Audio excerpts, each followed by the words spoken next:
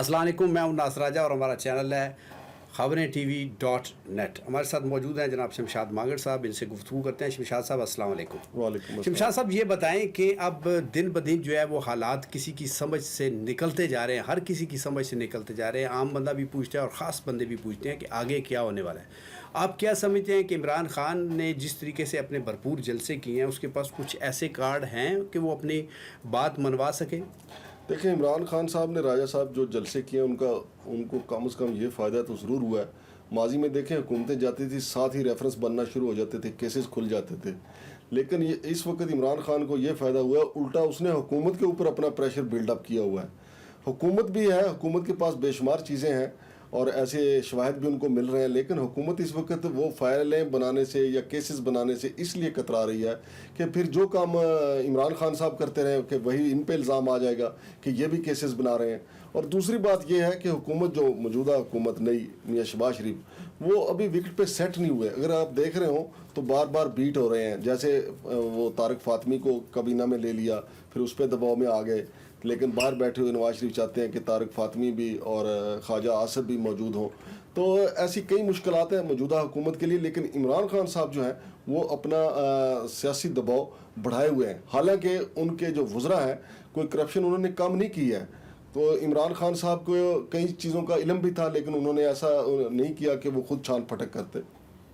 अच्छा मांग साहब, ये शुनीद है कि इलेक्शन कमीशन बिल्कुल इनको फ़ारग करने के लिए उनके पास तहरीर शुदा फ़ैसला भी पड़ा है, और वो किसी वक्त चाहे वो अभी एक चल रहा हो ड्रामा या एक चीज़ चल रही हो कि जी मुख्तलिफ़ लोगों को बुला के कटहरे में खड़ा करके उनके बयानात कलमबंद किए जाएँ, लेकिन उनके ख़िलाफ़ फ़ैसला जो है वो बिल्कुल तैयार है और PTI को ख़त्म किया जा रहा है और उनकी लीडरों पे पाबंदी लगाई जा रही है। आपकी क्या इतलात है?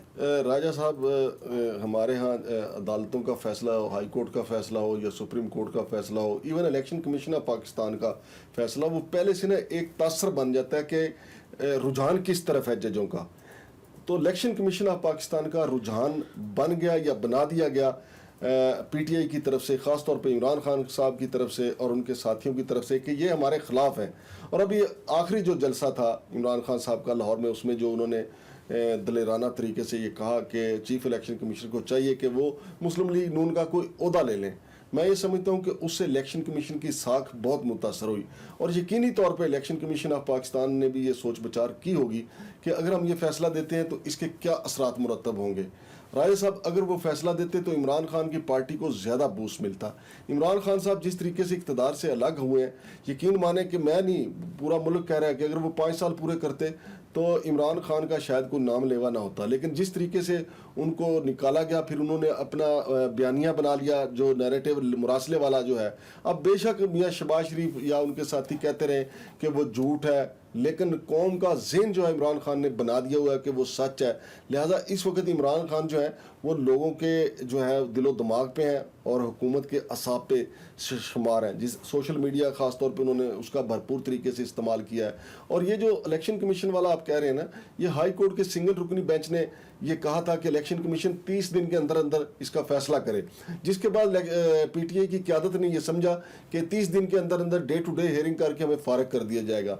तो इमरान खान साहब ने 2 जो है हमले किए इलेक्शन कमीशन ऑफ पाकिस्तान के ऊपर, अपने जो अल्फाज थे, जो तकारीर थी उनकी। पहला उन्होंने कहा कि अगर इलेक्शन कमीशन ऑफ पाकिस्तान ये केस सुनना चाहती है तो फिर तीनों जमातों, पीपल्स पार्टी और मुस्लिम लीग नून, तीनों के और PTI का मिला के तीनों का केस सुने, और ये उनका मुतालबा जायज़ भी था। लेकिन तीसरा जो उन्होंने दूसरा जो हथौड़ा मारा कि चीफ इलेक्शन कमीशनर जो है मुस्लिम लीग नून का ओहदा ले लें, तो इससे मैं कहता हूँ कि इलेक्शन कमीशन ऑफ पाकिस्तान अगर ये फैसला दे भी देता तो बुरी तरह साख मुतासर होती है इलेक्शन कमीशन ऑफ पाकिस्तान की। लेकिन आज हाई कोर्ट इस्लामाबाद ने ही जो सिंगल रुकनी बेंच का उसको कलअदम करार दे दिया है। और अब ये इलेक्शन कमीशन ऑफ पाकिस्तान की मर्जी है कि वो एक दिन में ही फैसला कर दे, 30 दिन में कर दे, 2 दिन में कर दे, या 3 सालों में, या कभी करे ही ना, या फिर सबका मिला के करे। लेकिन इमरान खान का ये जो नैरेटिव है फॉरेन फंडिंग के हवाले से कि तीनों जमातों का, मुस्लिम लीग नून का, पीपल्स पार्टी का, इसमें वजन है। और होना भी ऐसे ही चाहिए कि इलेक्शन कमीशन ऑफ पाकिस्तान का मतलब है कि वो पूरे पाकिस्तान के चीफ इलेक्शन कमिश्नर हैं, उनको सारी पार्टियों को रख लेना चाहिए, दूध का दूध और पानी का पानी कर देना चाहिए।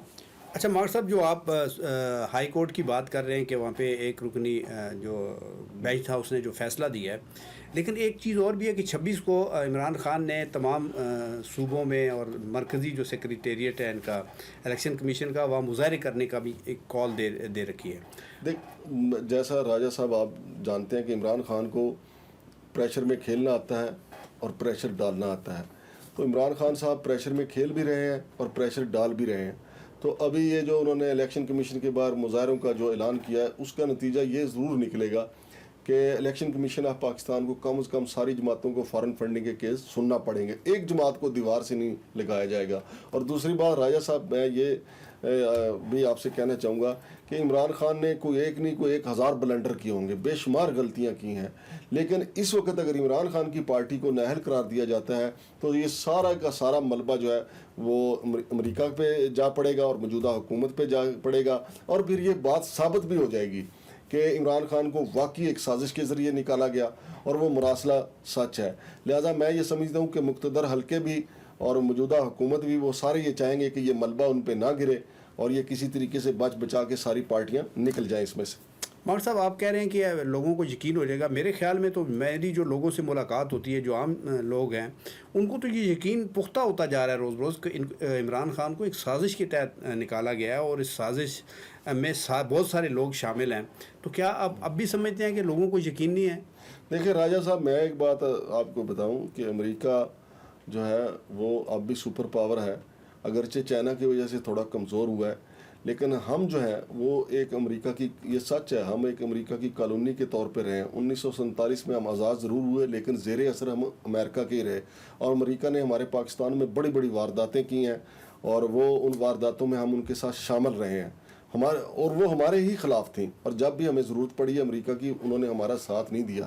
تو اتنا آسان نہیں ہے کہ یہ ہم یہ کہہ دیں کہ جی یہ امریکہ نے کیا. اچھا چلیں ایسے ہی مان لیتے ہیں کہ اگر یہ بات ثابت ہو جائے کہ امریکہ نے کیا ہے تو ایک 180 پوائنٹ سکورنگ کے علاوہ کیا ہے؟ کیا ہم اس پوزیشن میں تو نہیں ہیں کہ امریکہ کو فتح کر لیں. خود عمران خان صاحب کہتے ہیں کہ میں امریکہ کے خلاف نہیں ہوں، لیکن میں یہ کہتا ہوں کہ وہ مداخلت نہ کرے، سازش نہ کرے.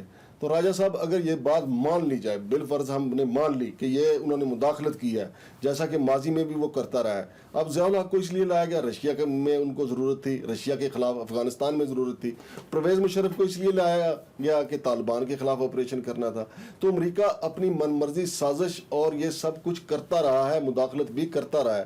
اگر ہم یہ مان لیں کہ نہ صرف ماضی میں بلکہ اب بھی انہوں نے سازش کی ہے، تو راجہ صاحب آپ مجھے بتائیں کہ کیا ہم امریکہ فتح کر سکتے ہیں؟ مگر صاحب بات یہ نہیں ہے کہ ہم نے امریکہ کو فتح کرنا ہے یا اس کے خلاف ہم نے چڑھ دوڑنا ہے. بات یہ ہے کہ آپ کو پتہ ہے کہ ہم فلموں میں بھی دیکھتے ہیں اور عموماً یہ ہمارے گلی محلوں، بازاروں، مارکیٹوں میں ہوتا ہے کہ ایک بدماش ہوتا ہے جس کا بڑے عرصے تک ایک روب اور ایک تمتراک ہوتا ہے، لیکن اچانک ایک سمارٹ سا لڑکا بڑے بڑے بالوں والا اس کے سامنے کھڑا ہو جاتا ہے اور پھر اسی دن وہ ایک ریت کی دیوار کی طرح بیٹھ جاتا ہے. میں یہ سمجھتا ہوں کہ جس طریقے سے عمران خان کھڑا ہو گیا ہے اور امریکہ کے حوالے سے وہ بات چیت کر رہا ہے، وہ صحیح بات کہتا ہے کہ میں امریکہ کے خلاف نہیں ہوں، لیکن جو امریکہ کی مداخلت ہے یا وہ جس طریقے سے ہمیں غلام سمجھتا ہے، میں اس لیے ان کے خلاف یہ آواز بلند کر رہا ہوں. اور پوری قوم بھی اس بات کو سمجھ گئی ہے. میں تو یہ سمجھتا ہوں کہ یہ اس کا بیانیہ اتنا سٹرونگ ہو گیا کہ جس کو اب شکست نہیں دی جا سکتی. دیکھیں راجہ صاحب، میں یہی کہتا ہوں نا، یہ بات ٹھیک ہے عمران خان صاحب کی، عمران خان نے اپنے بیانیے کو سٹرونگ کر لیا، لیکن مجھے آپ یہ بتائیں کہ بزدار کے کرتوتوں کا حساب کون دے گا؟ فرا گجر کے کرتوتوں کا حساب کون دے گا؟ ندیم بابر کے کرتوتوں کا حساب کون دے گا؟ عمران خان کے ناک کے نیچے جو کرپشن ہوتے رہی، فواد چودھری نے جو کرپشن کی، اس کا حساب کون دے گا؟ راجہ صاحب یہاں تو کرپشن کا ایک سیلاب آیا ہوا تھا. اب اس طریقے سے عمران خان کو نہ نکالا جاتا تو یہ سارے احتساب ہونے تھے، لیکن اب عمران خان نے ان سارے معاملات کے اوپر ایک بڑا سا وہ اس نے رکھ دیا ہے، سارا پورا بستہ اس کے اوپر رکھ دیا ہے مراسلے کا. اب وہ ساری چیزیں نیچے دب گئی ہیں. اب راجہ صاحب یہ ساری چیزیں جو ہیں سامنے آنی چاہیے. اب اس کا نقصان کیا ہوگا کہ عمران خان سے جو غلطیاں ہوئی ہیں، عمران خان ان سے سیکھنے کی بجائے عمران خان میں مزید ہٹ درمی آئے گی، عمران خان میں مزید ضدی پن آئے گا.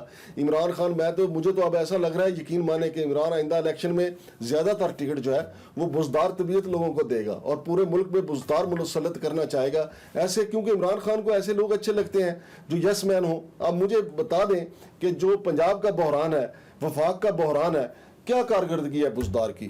ویسے پنجاب کے مسائل حل کرنے میں بزدار کی کیا کردگی ہے.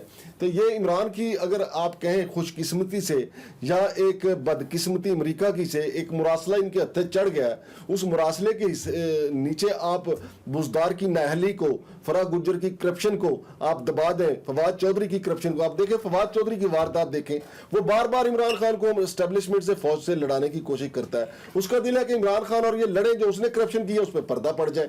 ندیم بابر لوگ, یہ سارے لوگ یہ چاہتے ہیں کہ عمران خان فوج سے لڑ جائے, کیونکہ عمران خان اگر فوج سے لڑ جائے گا تو جنہوں نے کرپشن کی ہے وہ بچ جائیں گے. تو یہ ساری واردات ہے. مگر صاحب میرا اپنا ذاتی خیال یہ ہے کہ اب ایسا ہونے والا نہیں ہے. اب ایک واقعی ڈیفائننگ مومنٹ ہے جس میں ساری چیزیں بدلنے جا رہی ہیں.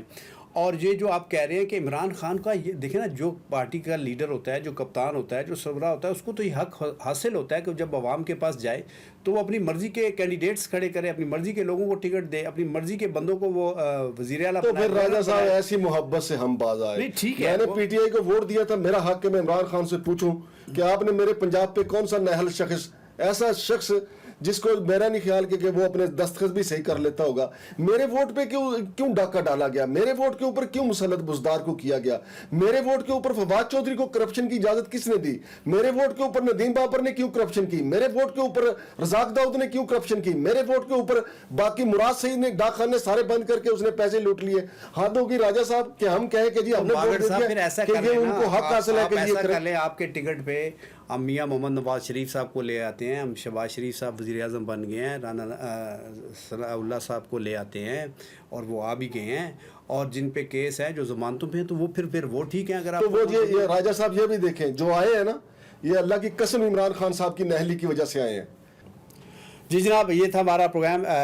شمشاد ماگڑ صاحب آپ کا بہت شکریہ. لیکن ناظرین ایک بات آپ کو یاد رکھنی چاہیے, اور ہماری یادداشت کمزور ہے, کہ عمران خان کے حوالے سے جتنے بھی دعوے ہوئے, اس کے بارے میں جتنی بھی پیشن گوئیاں ہوئیں, اس نے ان کو غلط ثابت کر دیا, چاہے اس کی سیاست کی شروعات میں تھی, اور چاہے اس کے وزیر اعظم بننے کی تھی, اور چاہے ان کے اس نکالے جانے کے بعد جلسوں کی تھی. آگے اس کے حوالے سے بہت سارے لوگ پیشن گوئیاں کر رہے ہیں. اب دیکھنا یہ ہے کہ عمران خان اب کیا نیا گل کھلاتے ہیں اور کس طریقے سے واپس آتے ہیں, یا اس مرتبہ لوگوں کی پیشن گوئیاں سچ ثابت ہو جاتی ہیں. اپنا خیال رکھیے گا, ہمارا چینل سبسکرائب کیجیے گا, لائک کیجیے گا, شیئر کیجیے گا. پاکستان زندہ باد.